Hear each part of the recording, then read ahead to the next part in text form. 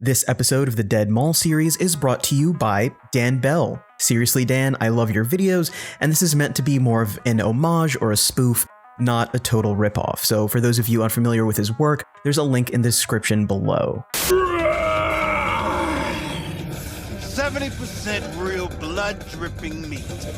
Slaughterhouse, satisfy your instincts.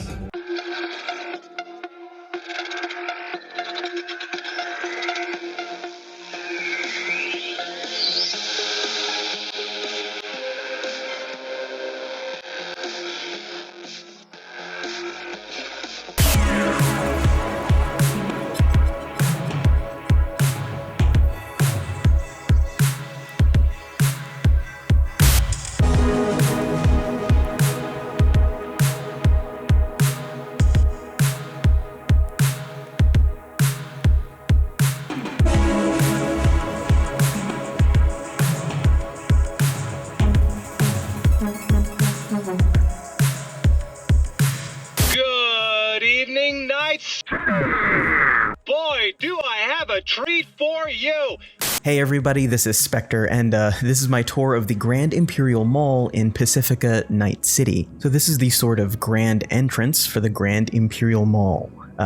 It was originally built with the intention of bringing in tourists from Pacifica, but the funding just sort of dried up for the entire sort of part of the city, and then the mall itself. And it's all guarded by this big foo dog, which is probably my favorite part of the parking lot. It seems a little bit out of place, but I like it. I think it looks pretty cool. And the mall itself is flanked by this mega ride. It's sort of this mini sort of theme park with a massive Ferris wheel and a roller coaster, but I think that that's an adventure in and of itself, so I might cover it in another video if you guys want me to.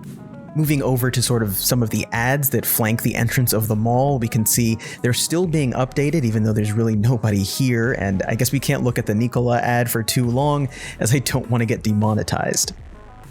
Walking into the mall itself, you could see that it opens up into this enormous atrium. There are 5 or 6 floors, but because of ceiling cave-ins, we can only really access 2 of them. It's really unsafe to go any higher than that, and I wouldn't advise that you do that if you visit this mall yourself.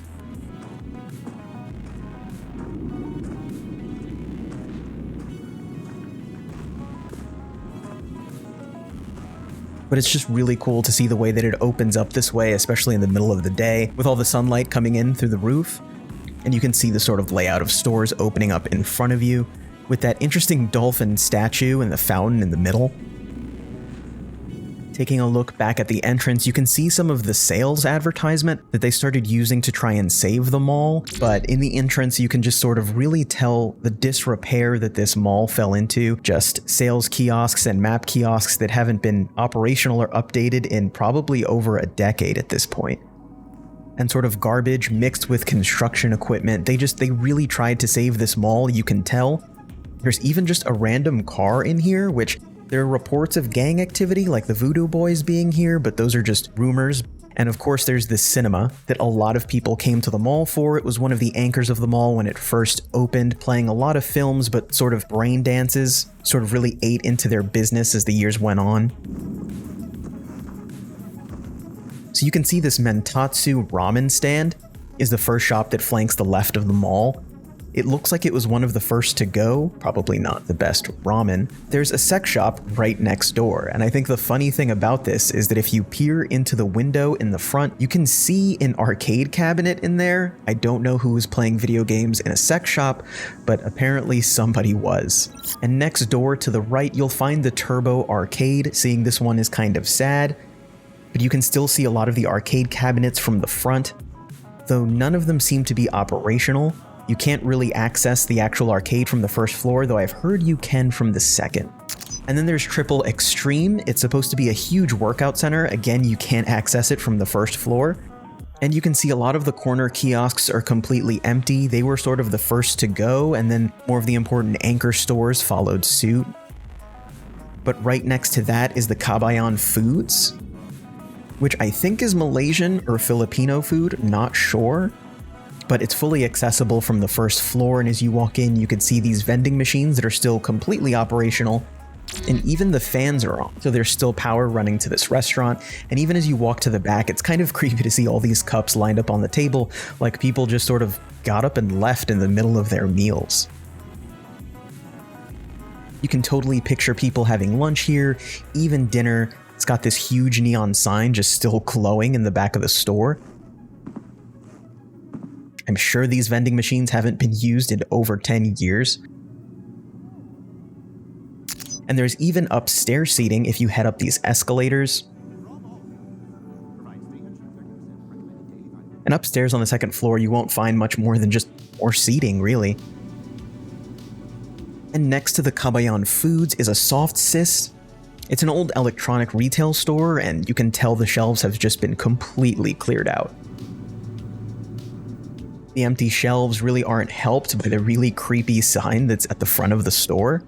If we get sort of a closer look here, it just says turn back, which is incredibly creepy. I also don't know why there's mannequins in an electronics store, but sure, I mean, there was an arcade cabinet in the sex shop, so I'm not asking too many questions.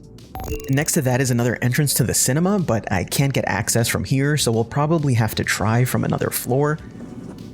But as we get to the end of the second floor, you can really tell just how much disrepair this mall has fallen into despite trying to fix it. They could just never seem to catch up with a lot of the damage that was taking place.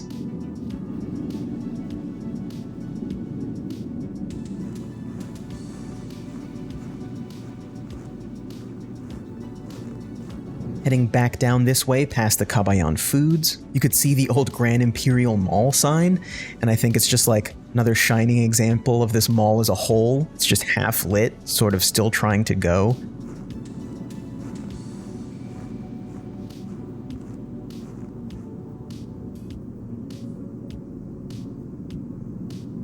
And right under that grand sign is the Triple Extreme Workout Center. I think this was supposed to be like sort of a one-stop shop for lifters in Night City. I mean, you can get all of your supplements, get different workout equipment, and then they actually have a gym downstairs that you can access from here. But this was for serious power lifters. As you'll see in some of the ads around here, it wasn't really meant for casual gym goers. They even have some ads for some of the fights that would take place downstairs. There's rumors that there are still illegal fights held in this abandoned store, but yeah, those are just rumors, I think.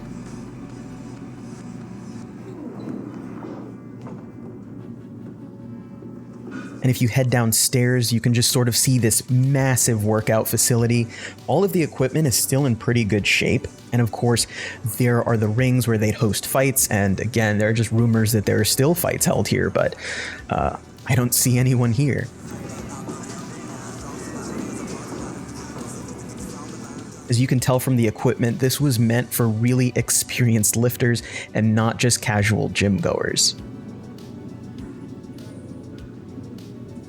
A lot of boxing gloves left around the ring. I guess people didn't take equipment home with them if they could just grab it from the shelves.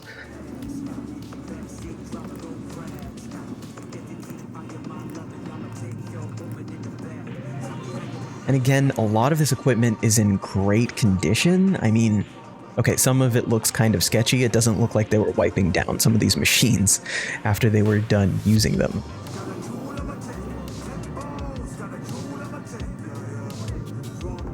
And even the back offices are pretty nice. I mean, as you can see, the roof is really damaged here, and it's probably not that safe to hang out back here.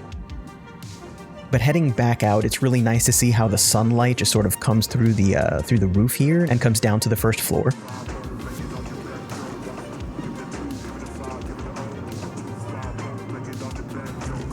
But heading back up and out, we can finally access the Turbo Arcade.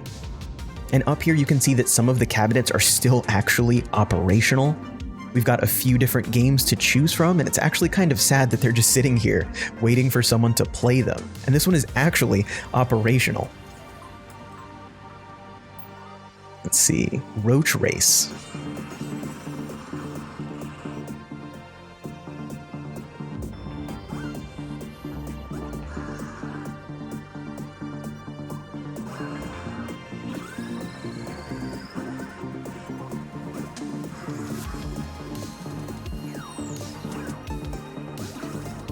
Okay, just I'm totally and completely cutting the game short just for the sake of the video. I didn't die that quickly. It's really cool to see that some of these cabinets are still operational, though I wish that they could go somewhere else where they'd actually get use.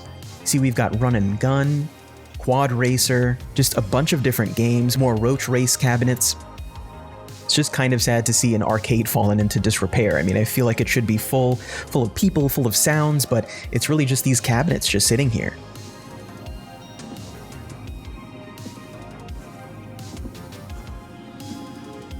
But as we go back downstairs, you can see another ad for ramen. Maybe they offered that at this arcade.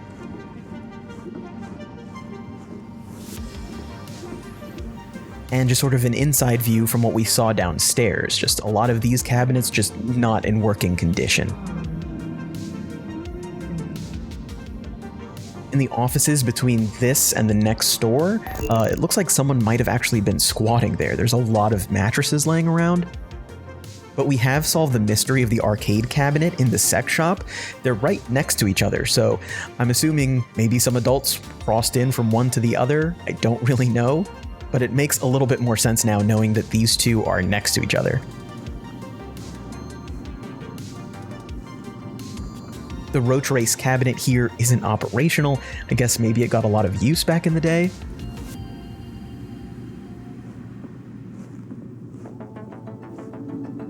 Coming out of the Turbo Arcade on the right, you can see a Hometown Deli. It's completely shuttered, and it actually looks like there's an escalator back there, so maybe it's the first thing you see when you get to the next floor, but... And next door we have a Macroware. It's a video game retailer. They sell a lot of great games like No Life 3 and the Bloody Bout series. But nearing the other side of the floor, you can see the sale signs even clearer, dated for the summer of 2050. And it's just really unfortunate as you look up into this atrium that you can't access the rest of the mall. There is one place, however, that we haven't gone yet that most people like to try and sneak into, and that's the cinema. Coming into sort of this grand entrance hall, this really big lobby, you can tell it was meant to really be the anchor of the mall, as well as that theme park attraction that flanks the other side.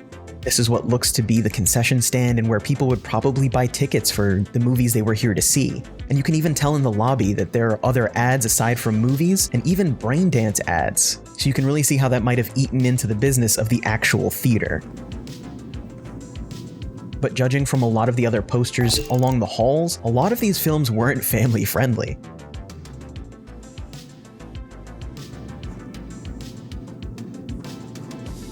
After a few confusing hallways, you can actually see that the power is still on in one of these theaters. Sadly, the projector isn't, though. It's so strange to see such a large room that should be full of people just completely empty. It's almost like it's sitting waiting for someone to come to another movie, but there's just nothing playing. I've also heard rumors that some people sneak in here and have seen Western films playing sometimes, but I couldn't get into the back projection room, so that might also just be another rumor. Walking back out into the lobby, this is probably what you would have seen walking out of a film that you just saw. And that brings us back out into the atrium with this really funny dolphin statue. I don't know why they went with that above like everything else that they could have gone with, but it's certainly unique. And behind it, there's a Brooklyn barista. Looks like you could just get a couple of snacks here, nothing really substantial. I guess with so many other restaurants in the mall, they didn't really need a proper food court. But that's pretty much everything that you can easily access in the Imperial Mall in Pacifica Night City. It's a shame because you can see just a lot of the potential that the mall itself really had, and it's kind of like Pacifica itself. You can kind of only sit back and imagine what it could have been if it had enough consistent funding. But yeah, this has been a tour of the Grand Imperial Mall in Pacifica. Thanks so much for coming along with me, and if you have any other spots in Night City you'd like me to check out, just let me know in the comments.